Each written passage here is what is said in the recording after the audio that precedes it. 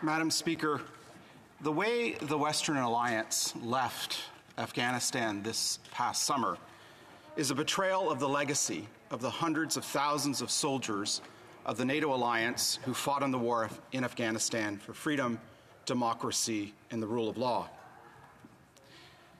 Some 3,500 men and women of NATO coalition forces paid the ultimate sacrifice and died, including 158 Canadian men and women in uniform and one diplomat.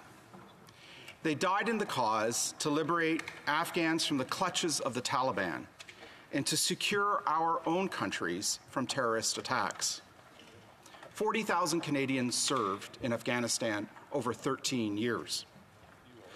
The Western Alliance's departure is also a betrayal of the thousands of brave Afghans, interpreters, advisors, and local experts on the ground who served alongside our troops during that war and who were abandoned in the hasty departure last August. These brave Afghans saved countless Canadian lives, and no doubt many more Canadian soldiers would have been killed in theatre had it not been for their work. Il ne fait aucun doute. There's no doubt that the groundwork for this disaster was laid when the Trump administration negotiated the Doha Agreement with the Taliban in February of 2020. This set a deadline for withdrawal of U.S. troops from Afghanistan by May of this year. And while the Biden administration realized the difficulty of the May deadline and extended it to September, they nevertheless failed to understand the faulty assumption of basing a withdrawal on a deadline. The withdrawal should not have been based on a deadline. It should have been based on a set of conditions. By withdrawing on a deadline, the Taliban were given a clear advantage in their takeover of Afghanistan by force.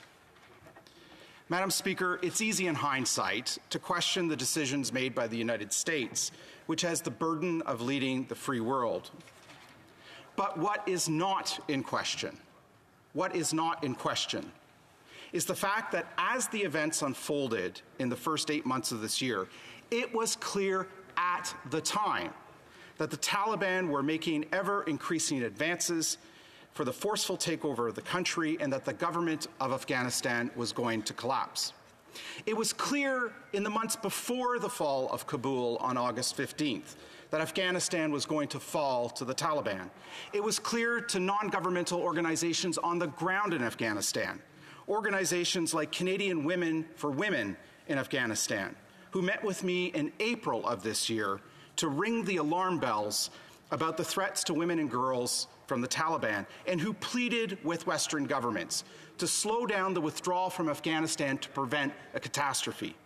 It was clear to the UN Refugee Agency in July of this year, who warned of a humanitarian catastrophe and indicated that some 270,000 Afghans have been displaced since the early part of the year.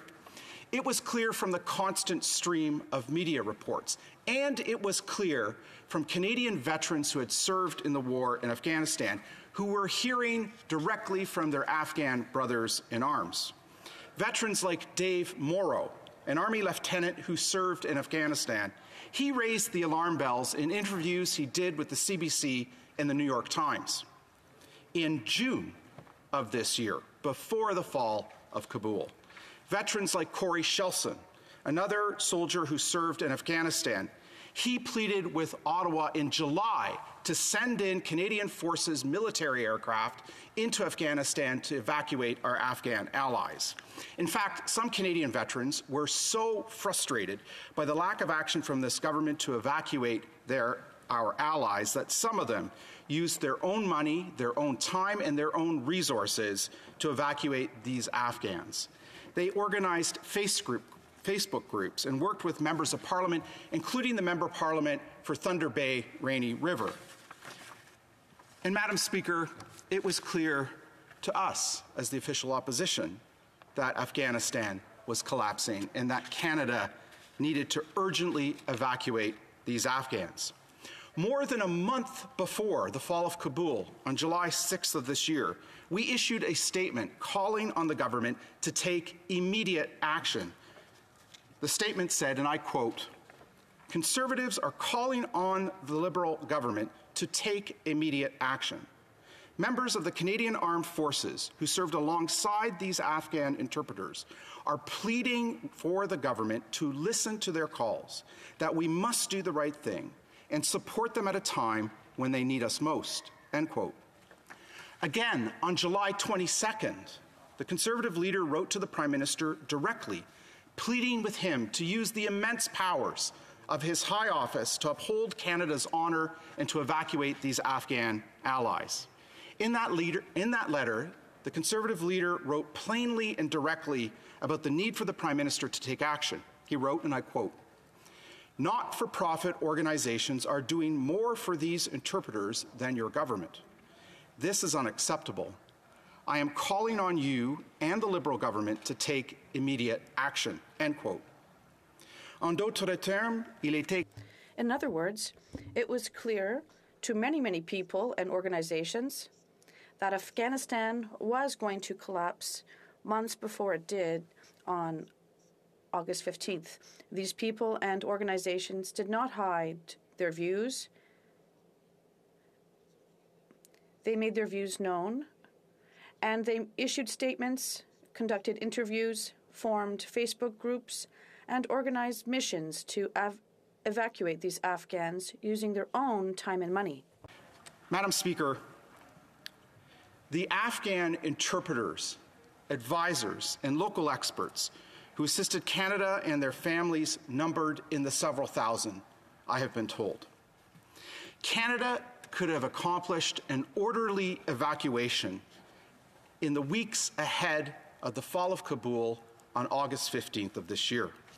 Canada has 5 Globemaster C-17s, each with a capacity of some 300 passengers. In fact, during the chaos of the fall of Kabul, one Globemaster carried 823 passengers out of the country. We could have easily evacuated some 3,000 Afghans over some 10 flights in the several weeks before the fall of Kabul in an orderly fashion in upholding the honor of this country to our Afghan allies. Instead, the government did nothing. Despite the pleas from individuals and organizations, the government did nothing. It did nothing on Sunday, August 15th, as the city of Kabul fell to the Taliban, the last lifeline for desperate Afghans seeking to flee the country. Actually, Madam Speaker, the government did do something that day on Sunday, August 15th. The Prime Minister went to Rideau Hall to trigger a general election amidst the fall of Kabul and the beginning of a 4th wave of the pandemic, because he thought he could secure a majority. But even after the triggering of an election and the fall of Kabul, the government still did not do anything in the days after August 15th, until, of course, it became an issue during the federal election. Then the government sprung not into action, but into full rhetorical flight, not for the lives of these Afghan allies, but in order to save the life of this government. And rhetorical flight is all they had, because during the election and afterwards, until the swearing in of the new cabinet on October 26th, and some would argue until the government met the House on November 22nd, the government was in caretaker mode. During the election, Liberal ministerial staffers were on leave in order to campaign rather than to conduct the business of the nation.